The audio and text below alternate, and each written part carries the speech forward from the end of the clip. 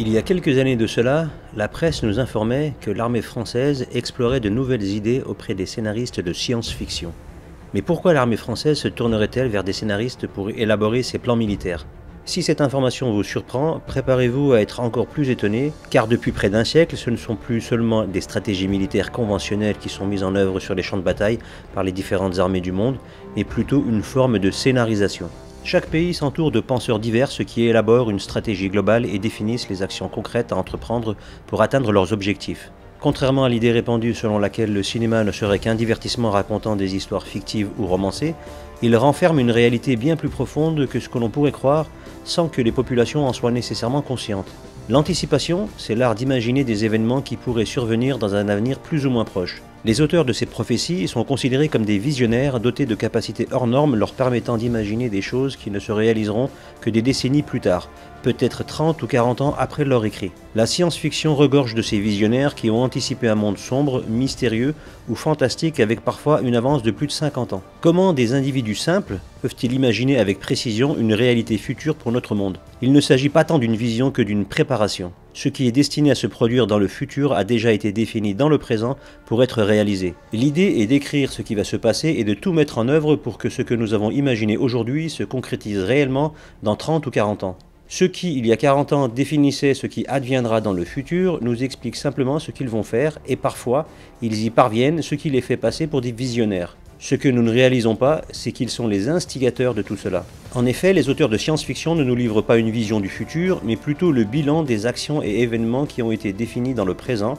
au moment même où ils rédigent leurs œuvres. Ils y constatent simplement le résultat d'un plan qu'ils ont pu consulter, un plan étalé sur plusieurs décennies, détaillant la mise en place d'une série d'événements destinés à se réaliser, permettant d'atteindre les divers objectifs tels que la conquête d'un pays, le renversement d'un gouvernement, une révolution idéologique, des guerres, un bouleversement social, un changement de paradigme et bien d'autres choses encore. Les auteurs de science-fiction ne font que rapporter la conclusion du plan dont ils ont eu connaissance. Ils retranscrivent par écrit, de manière romancée, ce que les rédacteurs du plan vont réellement mettre en place. La littérature regorge d'œuvres d'anticipation, notamment chez des auteurs tels que le célèbre franc-maçon George Orwell. Dans son livre 1984, écrit dans les années 50, il décrit une société totalitaire. Si l'on compare cela à notre époque, il est indéniable qu'il avait vu juste. Mais cela signifie-t-il pour autant une véritable anticipation? Absolument pas, car il ne fait que rapporter ce que sa secte maçonnique, qui travaille pour le fameux Nouvel Ordre mondial, mettra en place pour l'avenir. L'organisation et l'anticipation font partie intégrante de leur démarche. Parmi tous les plans rédigés, les moins viables, ceux qui ne méritent pas d'être réalisés concrètement sur le terrain, se retrouvent pour le plus souvent sous la forme de scénarios pour le cinéma, la télévision ou la littérature. C'est le fond du panier. Les productions américaines de films fantastiques et de science-fiction sont considérées comme les plus surprenantes, originales et intrigantes car elles nous transportent dans un autre monde en nous éloignant de notre quotidien. De Blade Runner à Total Recall en passant par La Guerre des Étoiles, Minority Report ou Dark City, ces œuvres sont devenues légendaires. Elles servent également à détourner les gens vers des voies sans issue, les entraînant sur de fausses pistes tout en les divertissant. Et puis il y a d'autres plans, réservés aux histoires les plus captivantes, qu'elles soient maçonniques ou non, qui se concrétisent dans notre vie quotidienne. L'histoire humaine regorge d'événements étranges et extravagants qui suscitent notre curiosité. Certaines théories, certains grands événements ou faits historiques nous échappent et nous intriguent. La Révolution française, la découverte de l'Amérique, l'avènement du communisme, du nazisme et la disparition des dinosaures ne sont que quelques exemples parmi des milliers d'autres. Est-il seulement possible que tout cela ait été scénarisé? La sélection et la validation de ces plans sont les domaines réservés des stratèges militaires et politiques issus des différentes organisations qui dirigent les affaires de notre monde et que j'appelle ceux qui nous dirigent. Cela englobe un large éventail de personnes, indépendamment de leurs appartenances religieuses, ethniques ou même temporelles. Il s'agit d'un ensemble de groupes qui travaillent depuis des temps immémoriaux pour un plan commun motivé par une idéologie bien définie. Il est inconcevable pour le commun des mortels d'imaginer que des personnes aient pu concevoir des plans dont la réalisation prendrait des siècles et impliquerait des millions de personnes à travers le monde. Cela dépasse l'entendement et pourtant, ces événements, ces histoires ont bel et bien été imaginés et réalisés. Et bon nombre d'entre eux occupent une place de choix dans les manuels d'histoire. La preuve la plus frappante en est le 11 septembre 2001. Les attaques contre le World Trade Center auraient pu faire l'objet d'un film à gros budget, tel que ceux qu'Hollywood affectionne tout particulièrement. Pourtant, il a été préféré de mettre en place cette histoire mal ficelée et totalement peu crédible, qui a rapidement été démontée. Comment ce scénario de fable a-t-il pu être choisi? Ces erreurs de narration, ces explications invraisemblables, l'effondrement inexplicable des tours, les passeports intacts, l'avion qui n'a jamais frappé le Pentagone et bien d'autres éléments font tous partie du plan. Ils savaient que les attaques contre les tours jumelles et le Pentagone choqueraient violemment l'Amérique et le monde entier. Ils ont capitalisé sur ce choc pour imposer par la force la suite du plan. Les incohérences flagrantes qui allaient fatalement être découvertes avaient déjà été anticipées et classées dans la colonne pertes et profits. Le 11 septembre, le monde a subi un violent crochet du droit, entraînant un double chaos physique et intellectuel. Cela a ouvert la voie pour faire avancer le plan de manière significative jusqu'à son terme, attaquer et détruire l'Irak en passant évidemment par l'Afghanistan, en présentant Al-Qaïda et Ben Laden comme les cerveaux des attentats, se cachant dans une obscure grotte des montagnes afghanes qui sent l'urine. Alors, dans votre bouquin, il y a la fameuse forteresse de Bora Bora. Oui. Je ne sais pas si vous vous souvenez, mais on voyait sur LCI, il y avait un plan en coupe, on voyait une montagne qui était entièrement creusée avec des ascenseurs, il y a des portes blindées, tout est extraordinaire. James Bond. Voilà, c'était complètement James Bond, c'est Goldfinger. Alors, vous êtes allé dans cette forteresse. Vous avez trouvé quoi là-bas alors, Eric? Alors, je suis allé à Tora Bora et à Tora Bora, ce qui est tout à fait étonnant, c'est que je suis allé jusqu'à la maison de Bin Laden. Et c'est une maison en torchis et au-dessus de laquelle, tout en longueur, il y a 8 pièces à peu près, et au-dessus de laquelle il y a en effet 5 petites grottes. Et je suis allé dans ces 5 grottes. Ces 5 grottes sont 5 pauvres anfractuosités de 2 mètres de profondeur, de 80 cm de haut et qui sentent mais terriblement l'urine. C'est tout. Il n'y a rien. Et quand j'ai demandé aux gens qui m'accompagnaient, l'équipe qui m'accompagnait, qui étaient des gens d'ailleurs des Afghans, qui avait combattu Bin Laden, et quand j'aurais dit mais êtes-vous allé à l'intérieur de la grande grotte, vous savez à l'intérieur de Tora Bora où était caché Bin Laden, ils m'ont fait répéter plusieurs fois la question. Et quand j'ai expliqué qu'en effet il y avait effectivement en Occident une description extrêmement sophistiquée. Le terrorisme mondial était soi-disant dirigé exactement depuis cet endroit. Mais ils ont éclaté de rire. Ils ont éclaté de rire. Ils ont trouvé que j'étais un formidable plaisantin. Le monde était groggy, incapable de réfléchir ou d'agir. C'était le but recherché. Personne n'a pu répondre aux multiples mensonges sur l'effondrement impossible des tours jumelles ou sur la tour numéro 7 qui n'a été frappée par aucun avion. Cette dernière abritait entre autres les bureaux de la CIA, de l'IRS, du département de la défense des États-Unis et du SEC qui réglemente et contrôle les marchés financiers et qui aurait pu enquêter sur les délits survenus les 6 et 7 septembre 2001 visant les compagnies aériennes dont les avions allaient être utilisés lors des attaques. L'affaire ayant pris des proportions gigantesques dans l'équilibre géopolitique mondial, elle ne pouvait aller qu'à son terme malgré les découvertes la compromettant.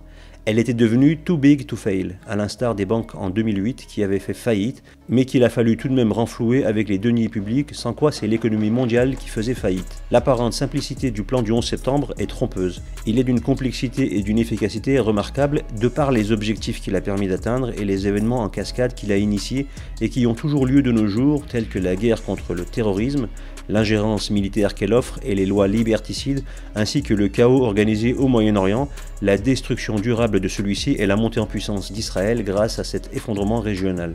Il n'y a rien d'étonnant à ce que l'armée française, tout comme l'armée américaine, collabore avec des scénaristes pour trouver des idées concepts à mettre en œuvre. Elles sont chapeautées par ceux qui nous dirigent et elles utilisent les mêmes méthodes. L'annonce par voie de presse est une fausse piste de plus, rien d'autre. Lâcher quelques vérités inoffensives permettent d'occulter durablement la sordide réalité de leurs actions. En 1994, les écrans de télévision ont été le théâtre d'une curieuse émission qui a d'abord trouvé sa place sur les chaînes câblées avant de conquérir les chaînes privées. Cette série singulière, répondant au nom de X-Files aux frontières du réel, a rapidement étendu son succès des contrées américaines pour finalement asseoir sa renommée à l'échelle mondiale. Les aventures de Dana Scully, médecin légiste rigoureuse et rationnelle, et de Fox Mulder, intuitif et obsédé par la disparition mystérieuse de sa sœur, qu'il attribue à une intervention extraterrestre, ont marqué profondément une génération. Ensemble, ces deux agents du FBI sont chargés de résoudre des affaires dites non classées, plongeant dans un univers où la télékinésie, le chamanisme, les voyages temporels, le vaudou, la combustion humaine spontanée, la cryptozoologie et bien d'autres phénomènes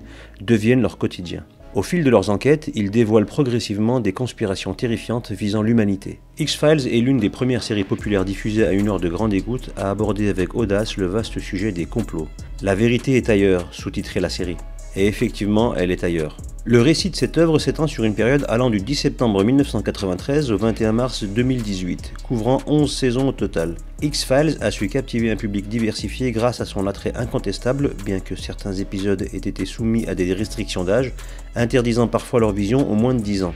La série met en lumière la conviction que les gouvernements, particulièrement celui des États-Unis, possèdent en secret une multitude d'informations sciemment dissimulées au grand public. Les thèmes abordés englobent l'existence potentielle d'extraterrestres, les survols d'objets volants non identifiés, ainsi qu'une variété de théories dites conspirationnistes. L'objectif sous-jacent est de souligner la manière méthodique dont les autorités dissimulent des fragments de vérité à la vue de tous, en plus d'être capables de tuer les curieux qui lui feraient entrave dans sa tâche d'occultation. Le cœur de la série se concentre sur la possible présence d'une forme de vie extraterrestre ayant déjà foulé la Terre. Elle illustre cette idée à travers une succession d'histoires où les gouvernements manipulent habilement les preuves associées à cette présence, y compris les données radar et même les dépouilles d'êtres venus d'ailleurs. X-Files explore également les conspirations à l'échelle nationale où les gouvernements cachent des technologies avancées, des armes classifiées, des épidémies extraterrestres et d'autres informations sensibles. Le point culminant de la série apparaît dans l'épisode final de la deuxième saison. L'action se déroule au cœur d'une réserve indienne où un trou énigmatique dans une montagne se révèle être en réalité l'entrée d'une soucoupe volante ensevelie sous terre depuis plusieurs décennies. Cette révélation démontre la capacité de la série à captiver et à fidéliser son public de manière habile. Dans cet épisode, elle réussit surtout de manière efficace à implanter l'idée que des extraterrestres nous visitent depuis toujours, en illustrant concrètement comment une telle possibilité pourrait être envisageable. Désormais, vous ne regarderez plus un trou dans la montagne de la même manière. L'univers télévisuel a largement exploré le phénomène extraterrestre et d'autres entités non humaines. Des séries telles que Star Trek, Capitaine Flamme ou encore La Quatrième Dimension ont captivé les téléspectateurs avec leurs récits fantastiques. Cette tendance est également étendue au monde de la bande dessinée, donnant naissance à d'innombrables histoires explorant ces sujets. Les créateurs de ces séries jouent un rôle central dans leur succès et leur diffusion à l'échelle mondiale. Ils sont peu nombreux et il est souvent délibéré que ces individus bénéficient d'une visibilité télévisuelle. Prenez par exemple Vince Gilligan, créateur reconnu de séries telles que Breaking Bad et l'un des auteurs principaux de X-Files. Son influence narrative sur ces histoires est indiscutable, transformant des personnages ambigus en protagonistes attachants au sein d'un monde immersif. Sa capacité à construire des univers captivants et à donner vie à des personnages complexes est indéniable, et il est évident qu'il n'a pas atteint cette position par simple hasard. Le duo emblématique de Fox Mulder et Dana Scully est devenu une référence dans la culture populaire. Cette série, amorcée avant les événements du 11 septembre 2001, a continué à captiver son public bien après cet événement marquant. L'objectif était de familiariser progressivement les gens avec les théories du complot de manière plus générale, la télévision se révélant être le moyen le plus efficace pour propager rapidement de telles idées. X-Files a été lancé 8 ans avant les événements majeurs qui ont provoqué un bouleversement à l'échelle mondiale. Peu après, des doutes ont émergé concernant la vérité derrière la narration dominante autour des événements du 11 septembre. La série explore le thème du complot bien avant que de telles notions ne deviennent monnaie courante, anticipant ainsi les théories conspirationnistes à l'échelle mondiale et leur impact sur la société afin de mieux les dénigrer par la suite. Le spin-off de X-Files intitulé The Long Gunman a également vu le jour, diffusé entre le 4 mars 2001 et le 1er juin 2001. Cette série, créée et produite par la même équipe que X-Files, met en scène 3 personnages qui fournissent des informations à Fox Mulder. Ces 3 individus, souvent qualifiés de geeks, opèrent depuis un hangar et se présentent comme des hackers éthiques, également appelés chapeaux blancs. À la différence des hackers malveillants, leur but est de contribuer positivement en collectant des informations précieuses sur Internet. Ils transmettent ensuite ces données à Fox Mulder pour l'aider à dévoiler divers complots. Dans le premier épisode diffusé aux États-Unis le 4 mars 2001, un avion de ligne est détourné par une organisation terroriste dans le but de le diriger vers les tours du World Trade Center à New York. Cependant, ce plan n'émane pas de groupes du Moyen-Orient, mais d'une organisation différente. L'épisode souligne que les pilotes ne contrôlaient pas directement l'avion, mais qu'un pilote automatique avait été programmé à cet effet. Finalement, les hackers parviennent à reprendre le contrôle de l'avion, évitant ainsi de justesse la collision avec les tours jumelles. La propagande qu'X-Files a véhiculée a vulgarisé l'acceptation de l'existence d'extraterrestres et d'une multitude d'absurdités paranormales dans l'esprit de nombreuses personnes de par le monde. L'objectif premier de ses créateurs était de susciter un vaste débat sur les théories du complot au sein de la population générale. Ils cherchaient à ancrer durablement dans l'inconscient collectif des théories parfois incohérentes, absurdes et hautement improbables, en espérant que les gens finiraient par se demander si leur gouvernement ne leur cache pas la vérité. Adopter une telle croyance revient à penser que tout phénomène inexpliqué découle de complots humains. Qu'il s'agisse de phénomènes paranormaux, d'extraterrestres ou d'épidémies, l'idée est que l'élite dirigeante, même si elle n'est pas à l'origine, est tenue pour responsable simplement parce qu'elle serait informée et cacherait sciemment la vérité au public. Offrir un bouc émissaire permet d'éclipser l'absence d'explication sur ces énigmes insondables. Le mystère se renforce et les spéculations autour de l'existence des extraterrestres s'intensifient. Sont-ils réels? Y a-t-il de la vie ailleurs? En présentant un fautif, la majorité se satisfait. Pourquoi donc s'en priver? Ici, nous pouvons observer ceux qui sont les humains participant à ce plan démoniaque de mensonges et de manipulation. En l'occurrence pour X-Files, ils sont 6. Chris Carter, Glenn Morgan, James Wong, Howard Gordon, Alex Ganza et Vince Gilligan. Il arrive parfois que les sources d'inspiration pour mettre en œuvre leur plan soient trouvées de manière assez surprenante avec des auteurs originaux. Le cas tout particulier de l'auteur américain Philip K. Dick est un exemple éloquent. Il est l'auteur de nombreux ouvrages qui ont été adaptés au cinéma tels que Paycheck, Total Recall ou Blade Runner. Philip K. Dick a eu une vie des plus étranges. Auteur de nouvelles et de romans fantastiques, il a basculé dans une folie furieuse au point de passer les 10 dernières années de sa vie sous l'emprise de psychotropes. Tout a commencé suite à une hallucination un jour où il a rencontré une dame portant un petit pendentif en or représentant un poisson, symbole chrétien par excellence. Il a subi un flash foudroyant et à partir de ce jour-là, il a régulièrement eu des visions où des personnes venaient lui parler de diverses choses liées à ce que nous appelons aujourd'hui le complotisme. Il était persuadé d'être constamment suivi et que l'on voulait l'éliminer.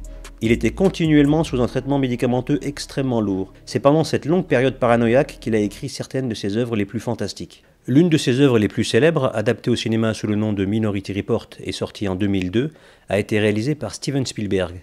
Ce film présente un monde où l'on anticipe les crimes futurs des individus et où on les arrête avant même qu'ils ne les commettent grâce à la science de la précognition. Cela se fait par le biais de personnes ayant la capacité de faire des rêves prémonitoires qui annoncent les événements à venir comme des crimes. Ces personnes ont des rêves très précis avec les noms, les prénoms et les adresses des personnes impliquées.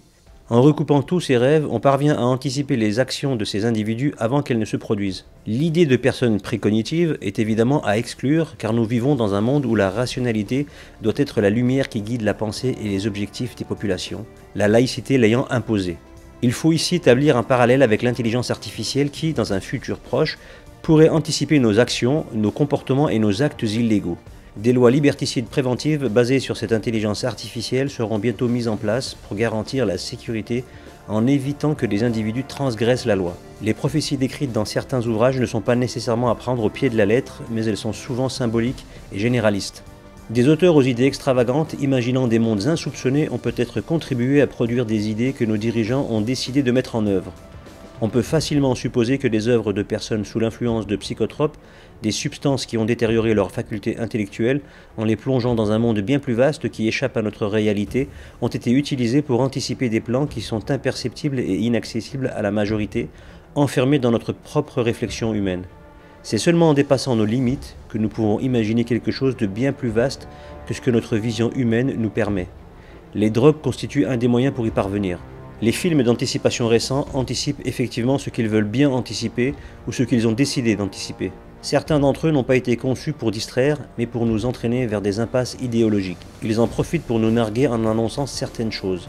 Le film Matrix, qui est l'archétype de l'impasse audiovisuelle, présente une image du passeport ouvert de Neo qui annonce les attentats du 11 septembre, puisqu'on peut constater qu'il est né à New York un 11 septembre 2001. Ce film, sorti en 1999, dénonce à l'origine un monde fictif dans lequel nous vivons, mais en se réveillant grâce à la pilule bleue, un autre monde nous apparaîtra, le vrai monde, mais il est encore nécessaire de faire le bon choix quant à la pilule que nous souhaitons avaler.